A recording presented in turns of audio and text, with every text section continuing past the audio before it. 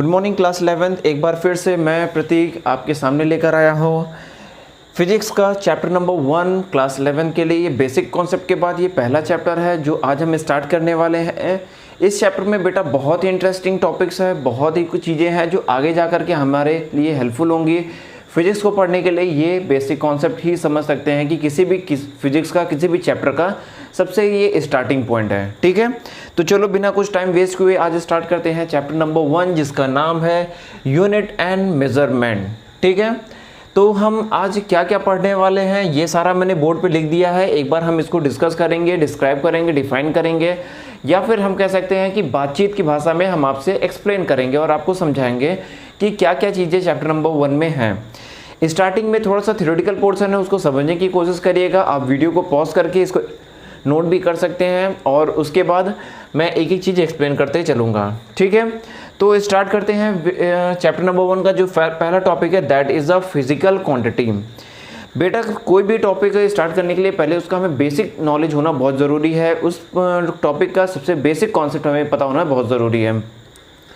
जैसे कि साइंस में दो तरह के कॉन्सेप्ट हम पढ़ते हैं, एक फिजिकल एक केमिकल, और तीसरा जो एक और पार्ट हमने इंट्रोड्यूस कर दिया वो बायोलॉजिकल। उसको हम बाद में डिस्कस करेंगे, वो हमारे यूज़ का नहीं है। फिजिक्स में हमें फिजिकल क्वांटिटीज़ के बारे में पढ़ना है। अब पहले मैं क्लासीफाई कर दूं कि फिजिकल क्वांटिटी क्या होता है और केमिकल क्वांटिटी क्या होता है। फिजिकल क्वांटिटी होता है जो चीज़ हमें दिखाई देती हैं या फिर हम जिन चीज़ों को महसूस कर सकते हैं वो क्वांटिटी हमारी फिजिकल क्वांटिटी होती हैं। केमिकल क्वांटिटीज़ क्या होती है, जिनको हम महसूस नहीं कर सकते हैं, जो हमें दिखाई ना दे कि अचानक वो कैसे कन्वर्ट हो गया। जैसे हम बात करते हैं, अगर फिजिकल क्वांटिटी की हम बात करें तो फिजिकल क्वांटिटी में अगर हम एक एग्जांपल ले लें पेपर का।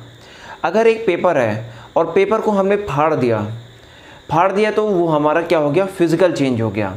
लेकिन अगर हमने पेपर को जला दिया तो वो हमारा क्या हो जाता है, केमिकल चेंज। अब बेटा समझो दोनों में डिफरेंस क्या होते हैं। पेपर को फाड़ना, अगर हम पेपर को फाड़ते हैं तो कोई हमें न्यू सब्सटेंस का फॉर्मेशन नहीं होता है, यानी पहले भी पेपर वाइट था, फाड़ने के बाद भी पेपर हमारा वाइट ही है, कोई हमें न्यू सब्सटेंस का फॉर्मेशन नहीं हुआ है, तो वो हमारा क्या है, फिजिकल चेंज है। लेकिन अगर हम पेपर को जला देते हैं तो हमें एक न्यू सब्सटेंस का फॉर्मेशन हो जाएगा जिसको हम ऐश बोलते हैं या राख बोलते हैं, वो हमारा केमिकल चेंज है। फिजिकल चेंज में हमें न्यू प्रोडक्ट का फॉर्मेशन नहीं होता है, केमिकल चेंज में हमें न्यू प्रोडक्ट का फॉर्मेशन होता है। फिजिकल चेंज को हम रिवर्स बैक कर सकते हैं। जैसे कि मैंने एग्जांपल लिया था पेपर को फाड़ने का। अगर मैंने पेपर को फाड़ दिया तो वापस भी हम उसको ऐड करके, उसको जोड़ करके, ज्वाइन करके, उसमें टेप लगा करके हम उसको वापस अपने पेपर में कन्वर्ट कर सकते हैं। बट केमिकल चेंज में क्या होता है, बर्निंग ऑफ पेपर। अगर एक बार हमने पेपर को जला दिया तो उसको हम वापस सेम पेपर में इंट्रोड्यूस नहीं कर सकते हैं। ठीक है, तो ये कुछ बातें थी हमारे केमिकल और फिजिकल चेंज के बारे में। इसी तरह हम फिजिक्स में यहाँ पर पढ़ेंगे फिजिकल चेंजेस के बारे में और फिजिकल क्वांटिटीज़ के बारे में। तो स्टार्ट करते हैं। इस चैप्टर का सबसे पहला टॉपिक जो है वो हमारा फिजिकल क्वांटिटी है। इसमें हमें दिया हुआ है all the quantity which can be measured directly और indirectly using the law of physics that is called the physical quantity. यानी वो सारी क्वांटिटी जिसको हम डायरेक्टली मेज़र कर सकते हैं या फिर इनडायरेक्टली। मैं एक एग्जांपल देके एक्सप्लेन करने की कोशिश करता हूँ।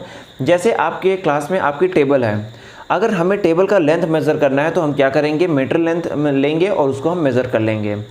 हम उसको देख करके भी बता सकते हैं, इनडायरेक्टली देख कर भी बता सकते हैं कि अच्छा ये जो लेंथ है वो 1.5 मीटर की होगी। ठीक है, तो हम फिजिकल क्वांटिटी को हम डायरेक्टली भी मेज़र कर सकते हैं या फिर इनडायरेक्टली भी मेज़र कर सकते हैं। जैसे डायरेक्टली का कॉन्सेप्ट हमें पता है कि यहाँ से मेरे घर से मेरी जो मार्केट है वो 1.2 किलोमीटर पर है, तो 1.2 किलोमीटर पर भी होगी। यानी हम उसको मेज़र करना चाहें तो हम उसको इंची टेप लेकर के या मीटर स्केल लेकर के उसको मेज़र कर सकते हैं। हम इनडायरेक्टली भी उसको कह सकते हैं। कभी कभी हम कहते हैं कि जैसे हम कभी बातचीत की भाषा में कहते हैं कि यहाँ से मेरा घर कितना है, 2 या 3 किलोमीटर होगा, तो इनडायरेक्टली हमने उसको मेज़र कर लिया, तो that is called the physical quantity. यानी जिसको हम मेज़र कर सकते हैं कि हाँ फिजिकल ये चीज़ हमने मेज़र कर लिया, अब ये हमारे फिजिकल क्वांटिटी में काउंट होगी। बेटा फिजिकल क्वांटिटी को 2 पार्ट्स में इन्होंने डिराइव किया है। एक हमारा डिवाइड किया है फंडामेंटल क्वांटिटीज़ में और एक हमारा डिराइव्ड क्वांटिटीज़ में इन्होंने डिवाइड किया है। फंडामेंटल क्वांटिटीज़ क्या होती है, हमारी बेसिक क्वांटिटीज़ होती हैं, बेसिक कॉन्सेप्ट होता है किसी भी चीज़ का, इसको हम और सिंप्लीफाई नहीं कर सकते हैं।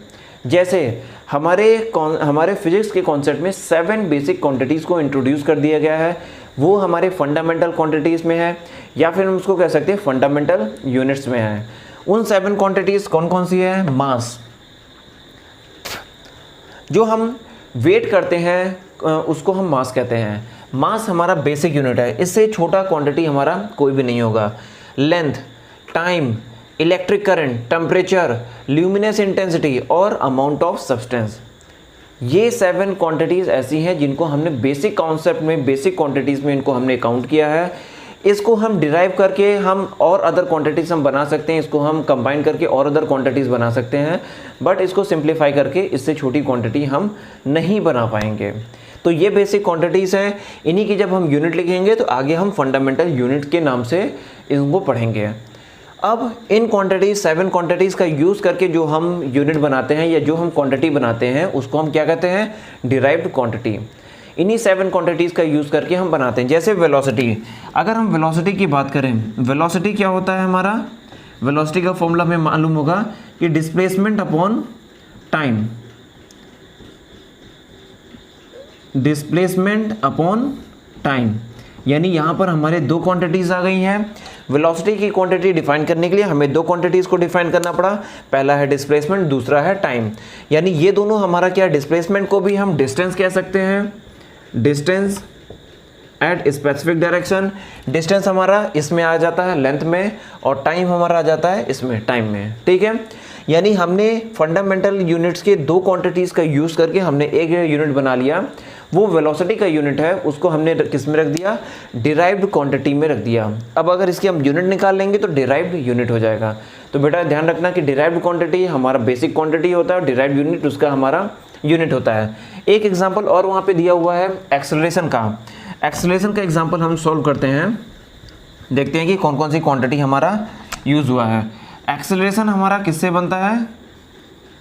एक्सेलरेशन में हमारा वेलोसिटी, चेंज इन वेलोसिटी हम कह सकते हैं, change in velocity upon time. हम चेंज को नहीं लिख रहे हैं क्योंकि हम बेसिक क्वांटिटी से पढ़ रहे हैं, इसका भी आगे डिटेल में हम पढ़ेंगे, तब हम वहाँ पे चेंज इन वेलोसिटी लिख देंगे, परेशान नहीं होना। यहाँ पे चेंज इन वेलोसिटी ही होता है। वेलोसिटी को भी हम किस में डिफाइन करते हैं? डिस्टेंस अपॉन टाइम, यानी इनटू टाइम।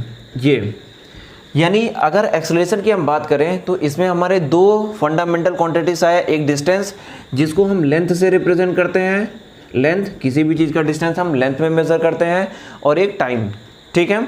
तो 2 फंडामेंटल क्वांटिटीज़ के बारे में हमने इसमें डिराइव किया है। यानी फंडामेंटल क्वांटिटीज़ हमारी बेसिक 7 क्वांटिटीज़ होती हैं, और डिराइव्ड यूनिट हमारी क्या होती है? जो फंडामेंटल क्वांटिटीज़ की हेल्प से बनाई जाती हैं।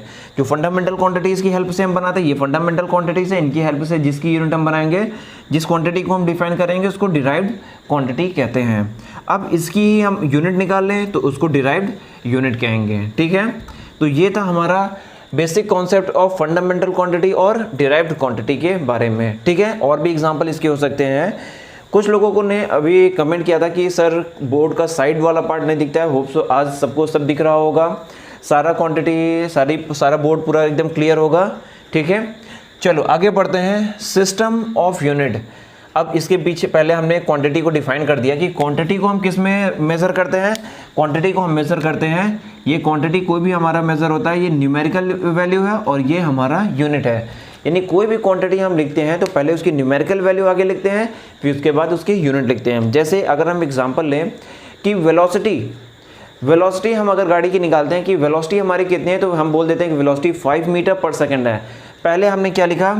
5 मीटर पर सेकेंड। इसका मतलब क्या है कि वेलोसिटी हमारा 5 हमारा न्यूमेरिकल यूनिट है, जिसको हम n से रिप्रेजेंट करते हैं, और ये हमारा यूनिट है, इसको u से रिप्रेजेंट करते हैं, ठीक है। तो ये हमारा क्वांटिटी, एक फंडामेंटल क्वांटिटी लिखने का एक तरीका है, ठीक है। अब इन्हीं क्वांटिटीज़ को हम कई तरीके से डिफाइन करते हैं, कई सिस्टम है हमारे जिनको ये सारी यूनिट्स को डिफाइन करता है, उसको हम बोलते हैं सिस्टम ऑफ यूनिट्स। यानी कई तरीके, कई प्रोसेस हैं जो हमारे सिस्टम को डिफाइन करते हैं, इन सारी क्वांटिटीज़ की वैल्यूज़ को डिफाइन करते हैं, इन सारी क्वांटिटीज़ की यूनिट्स को डिफाइन करते हैं, न्यूमेरिकल वैल्यू और यूनिट को डिफाइन करते हैं। वो हमारे क्या होते हैं? वो हमारे क्या होते हैं? System of units. हमारे सिस्टम ऑफ यूनिट 4 तरीके से होते हैं। पहला है हमारा CGS। हम लोग जानते हैं कि CGS हमारा क्या होता है, सेंटीमीटर ग्राम सेकेंड, यानी इसमें जो हम लेंथ लेते हैं वो सेंटीमीटर में लेते हैं, वेट जो लेते हैं वो ग्राम में लेते हैं, और टाइम जो लेंगे वो सेकंड में लेंगे। तो ध्यान रखना बेटा कि CGS यूनिट में हम लेंथ को सेंटीमीटर में, वेट को ग्राम में और टाइम को सेकंड में मेज़र करते हैं। FPS दूसरा यूनिट है हमारा FPS, यानी फुट पाउंड सेकंड, यानी अब लेंथ को हम किस में मेज़र करेंगे, फुट में मेज़र करेंगे, 1 फुट 2 फुट 3 फुट। वेट को हम पाउंड में मेज़र करेंगे और टाइम को हम सेकंड में मेज़र करेंगे। नेक्स्ट हमारा सिस्टम ऑफ यूनिट है MKS, इसमें लेंथ को मीटर में, वेट को किलोग्राम में और टाइम को सेकंड में हम मेज़र करते हैं। हमारा जो बेसिक यूनिट है वो SI यूनिट है, standard international standard of system हमारा यूनिट है, इसको SI सिस्टम भी कहते हैं। ये सिस्टम एक ऐसा सिस्टम है जो हर जगह यूज़ होता है, हर एक कंट्री में इसका यूज़ होता है, इसको हम SI यूनिट बोलते हैं। बेसिक SI यूनिट्स हमारे वही 7 SI यूनिट्स हैं, जैसे मास का मीटर है, लेंथ मास का किलोग्राम है, लेंथ का मीटर है, टाइम का सेकंड है, इलेक्ट्रिक करंट का एम्पियर है, टेम्परेचर का डिग्री केल्विन है, ल्यूमिनस इंटेंसिटी का है, इसी तरह एटम अमाउंट ऑफ यूनिट का है। उसके बाद इसने 2 यूनिट को और आइडेंटिफाई कर दिया, इसको सप्लीमेंट्री यूनिट कहते हैं। कभी कभी इनका यूज़ होता है, प्लेन एंगल को हम रेडियन कहते हैं और सॉलिड एंगल को हम स्टेरेडियन कहते हैं। दोनों में डिफरेंस क्या होता है, ये प्लेन एंगल हमारा 2D होता है, 2D सिस्टम होता है, और सॉलिड एंगल हमारा क्या होता है, 3D सिस्टम होता है। आपकी बुक में ये दिया जाएगा, NCERT में भी ये दिया गया है कि प्लेन एंगल और सॉलिड एंगल क्या होते हैं। ठीक है, जैसे अगर हमने 30 डिग्री का एंगल ड्रॉ किया, एक 2D सिस्टम में हमने 30 डिग्री ड्रॉ किया, 30 डिग्री, तो ये क्या है, प्लेन एंगल है, प्लेन एंगल। अगर हमने एक 3D शेप में ड्रॉ किया, ये ऐसे ड्रॉ किया कि इनके बीच का ट्रायंगुलर पिरामिड है, ये हमारा ट्रायंगुलर पिरामिड है, इनके बीच का एंगल 48 डिग्री है, तो ये हमारा क्या हो जाएगा, सॉलिड एंगल हो जाएगा। यानी 3D शेप में जब आ जाता है तो सॉलिड एंगल होता है, 2D शेप में जब होता है तो प्लेन एंगल होता है। ठीक है, ये हमारा सिस्टम है, इसको हम आइडेंटिफाई करते हैं। ठीक है, आगे कुछ प्रैक्टिकल यूनिट्स हैं, इसको बहुत अच्छे से लर्न कर लेना क्योंकि प्रैक्टिकल यूनिट बहुत इंपॉर्टेंट है। आगे प्रैक्टिकल यूनिट का बहुत ज़्यादा यूज़ भी है, तो प्रैक्टिकल यूनिट हमें लर्न होना चाहिए। एग्ज़ाम में कभी भी प्रैक्टिकल यूनिट्स नहीं देता है, आप इसको अच्छे से जान लो। कुछ लोग कहते हैं कि बोर्ड एग्ज़ाम में प्रैक्टिकल यूनिट्स दी जाती है, तो बेटा भूल जाओ, अब प्रैक्टिकल यूनिट्स नहीं देते हैं। ठीक है, तो कुछ प्रैक्टिकल यूनिट्स हमने इसको आइडेंटिफाई करके निकाला है। पहला है 1 fermi equal to 10⁻15 metre, metre में कन्वर्जन हमने निकाला है। दूसरा 1 एंगस्ट्रॉम इक्वल टू 10⁻10 मीटर में होता है इसकी value. 1 nanometre equal to 10⁻9 metre के इक्वल होता है। 1 माइक्रोन इक्वल टू 10⁻6 मीटर के इक्वल होता है। 1 light year equal to 9.467 into 10⁻15 metre होता है। लाइट ईयर क्या होता है, लाइट ईयर होता है कि जब हम बहुत ही लॉन्ग डिस्टेंस को मेज़र करते हैं, बहुत ही लंबे डिस्टेंस को मेज़र करते हैं, तो हम लाइट ईयर का यूज़ करते हैं। लाइट ईयर क्या होता है कि distance travelled by a light in 1 year, यानी अगर एक हम लाइट को ऑन करें और वो कितना डिस्टेंस ट्रेवल करेगा 1 ईयर में, तो वो हमारा करेगा 9.467 इंटू 10⁻15 मीटर। सबसे बड़ा यही डिस्टेंस होता है। 1 एस्ट्रोनॉमिकल यूनिट इक्वल टू क्या होता है, 1.496 इंटू 10⁻11 मीटर के इक्वल होता है। ठीक है, तो ये सारे कुछ हमारे प्रैक्टिकल यूनिट्स हैं जिनको लर्न करना बहुत ही इंपॉर्टेंट है। आगे न्यूमेरिकल्स में ये डायरेक्टली भी पूछ सकते हैं 1 मार्क्स में, MCQs में, और कभी कभी न्यूमेरिकल्स में इसका कन्वर्जन भी यूज़ हो जाता है। तो बहुत इंपॉर्टेंट है बेटा, इसको जरूर कम से कम 6 ये जो है fermi, angstrom, nanometre, micron, light year और एस्ट्रोनॉमिकल यूनिट, ये 6 कम से कम जरूर याद करके रखना कि ये जो 6 हैं ये बहुत ही इंपॉर्टेंट पार्ट है, बहुत ही इंपॉर्टेंट हमारे प्रैक्टिकल यूनिट्स हैं जिनको लर्न करना बहुत ही ज़रूरी है। नेक्स्ट आता है हमारा ऑर्डर ऑफ मैग्नीट्यूड, यानी हम बात करते हैं कि किसी भी सिस्टम के न्यूमेरिकल वैल्यू को हम कैसे लिखते हैं। अगर एक न्यूमेरिकल वैल्यू बहुत बड़ी आ जाती है तो हम उसको कैसे लिखते हैं, उसको हम कैसे आइडेंटिफाई करते हैं, ऑर्डर ऑफ मैग्नीट्यूड। जैसे अगर हमारा एक वैल्यू लिख दिया जाए कि 4982.364721, इसको हमें लिखना है, तो हम इसको कैसे लिख सकते हैं। हम इसको लिखने का तरीका है कि इस डेसिमल को शिफ्ट करेंगे फर्स्ट डिजिट के बाद। इस डेसिमल को यहाँ पे मैंने सिस्टम लिख दिया है कि the power of 10 which is closest to its magnitude, इसको ऑर्डर ऑफ मैग्नीट्यूड कहते हैं। यानी n into ten power x के फॉर्म में होता है और n की वैल्यू 0.5 से 5 के बीच में होगी। ठीक है, अब इसको लिखने का तरीका क्या है, हम इस डेसिमल को शिफ्ट करेंगे 3 डिजिट लेफ्ट साइड। जब लेफ्ट साइड बेटा शिफ्ट करते हैं तो 10 पावर माइनस में आता है, जब राइट साइड शिफ्ट करते हैं तो प्लस में आता है। तो इसका आंसर क्या हो जाएगा 4.98236471 इंटू 10 पावर -3। ठीक है, ये इसका हो जाता है, सॉरी +3 हो जाएगा। जब लेफ्ट साइड से शिफ्ट करते हैं तो पॉजिटिव आता है, राइट साइड शिफ्ट करने पे नेगेटिव वैल्यू आती है। तो ये हमारा लिखने का तरीका है और हम इसको इक्विवेलेंट करके लिख सकते हैं 4.98 इंटू 10 पावर 3। ये इसका आंसर है। ऑर्डर ऑफ मैग्नीट्यूड लिखने का ये तरीका है। ठीक है, ये किस ऑर्डर में होगा, 3 ऑर्डर में इसको कंसीडर किया जाएगा। ठीक है, तो ये आज की क्लास में इतना ही मैंने डिस्कस किया है। बाकी नेक्स्ट क्लास में इसके आगे हम स्टार्ट करेंगे। नेक्स्ट क्लास में इसका मेजरमेंट के कई तरीके यूज़ करेंगे, डायरेक्ट मेजरमेंट का मेथड और इनडायरेक्ट मेजरमेंट का मेथड आगे हम नेक्स्ट क्लास में इसको डिस्कस करेंगे।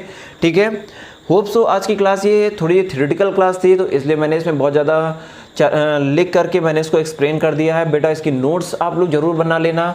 आप एक रेफरेंस बुक ले लो या एनसीईआरटी बुक ले लो, जो भी आपके पास बुक है आप ले लो, उससे नोट्स अभी से बनाना स्टार्ट करो। नोट्स आपके लिए बहुत ही इंपॉर्टेंट हैं। ठीक है, तो ये था हमारा आज का टॉपिक, आज का इसका डिस्कशन। अब इसमें हम थोड़ा सा हम कन्वर्जन के कुछ क्वेश्चंस कर लेते हैं। कुछ क्वेश्चंस होमवर्क में नोट कर लो कि हमारे क्या क्या होमवर्क में हो सकता है। ठीक है, होमवर्क प्रैक्टिस करना बहुत ज़रूरी है। होमवर्क इसीलिए मैं यहाँ पर नीचे लिख दे रहा हूँ कि क्या क्या होमवर्क होगा। आज के क्लास के बाद आपको जो होमवर्क होगा सबसे पहला होगा कन्वर्जन। पहला हमारा क्या हो जाएगा, कन्वर्जन। कन्वर्जन कन्वर्जन कौन कौन से होंगे, convert 1 fermi equal to dash astronomical unit, 1 astronomical unit equal to dash light year. Light year को LY से भी रिप्रेजेंट करते हैं। 1 metre equal to dash astronomical unit और 1 light year equal to dash metre. Metre हमने दे दिया है, हम फर्मी यूनिट के इक्वल कर सकते हैं। ठीक है, तो ये 4 क्वेश्चन को आप प्रैक्टिस जरूर करिएगा, इसके नोट्स बनाइएगा। नोट्स आप मुझे फॉरवर्ड कर दीजिएगा ताकि एक बार चेक हो जाए। ठीक है, सो होप सो आज की क्लास आपको समझ में आई होगी। अगर आपको कोई चीज़ डाउट हो तो आप कमेंट बॉक्स में जा करके वहाँ कमेंट कर सकते हैं। ठीक है, तो आज की क्लास में इतना ही। बाकी नेक्स्ट क्लास में हम फिर से एक बार मिलेंगे इसके आगे का टॉपिक लेकर के। तब तक के लिए गुड बाय।